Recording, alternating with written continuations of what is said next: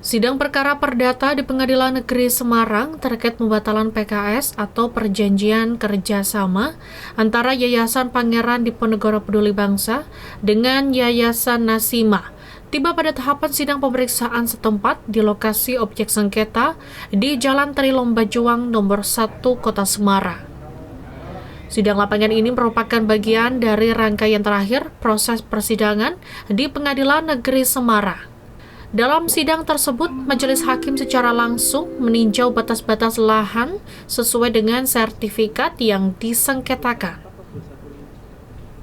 Sejak awal perjanjian itu ketika kita mengajak Yayasan Nasima untuk mereview, meninjau ulang, membicarakan kembali soal-soal yang terkait dengan kerjasama itu, tetapi selalu menghindar. Mereka selalu menghindar, menolak, dan akhirnya kemudian kita bawa kasus ini kemudian ke pengadilan, dan hari ini di Pengadilan Negeri itu adalah rangkaian persidangan yang terakhir, jadi sidang di tempat untuk kasus itu.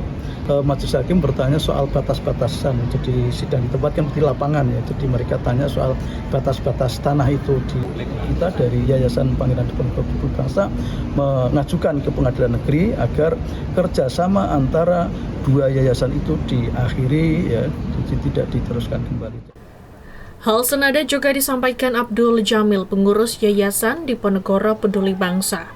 Menurutnya fokus utama sengketa ini bukan soal tanah wakaf, namun terkait tata kelola kerjasama. Yang menjadi fokus utama sengketa ini kan bukan soal tanah wakaf, tapi soal tata kelola kerjasama gitu. Dan kita yayasan ini sudah secara persuasif mengajak untuk rembukan secara baik-baik dengan para pemangku kepentingan. Nah, cuma itu tidak pernah tercapai. Kalaupun tercapai, itu yang dikirim orang yang tidak memiliki memiliki otoritas memutuskan ini untuk itu. Jadi selalu saja saya tidak punya otoritas untuk memutuskan. Jadi pendek kata, kita itu menduga, patut diduga tidak ada etikat baik. Sementara itu, pihak Yayasan Nasima sebelumnya sempat mengajukan permohonan pembatalan wakaf atas tanah tersebut ke Pengadilan Tata Usaha Negara Semarang, namun ditolak.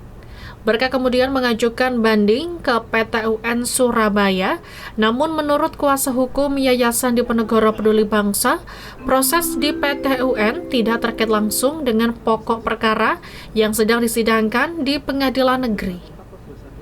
Tanahnya ada sengketa di PT UN, sudah diputus oleh PT UN Semarang, gugatan tidak dapat diterima, kemudian banding PT TUN Surabaya, alhamdulillah dikabulkan banding dan sertifikat wakaf nomor 06 dan 07 dinyatakan batal. Majelis hakim dijadwalkan akan menggelar sidang pembacaan putusan setelah seluruh tahapan pemeriksaan dinyatakan selesai.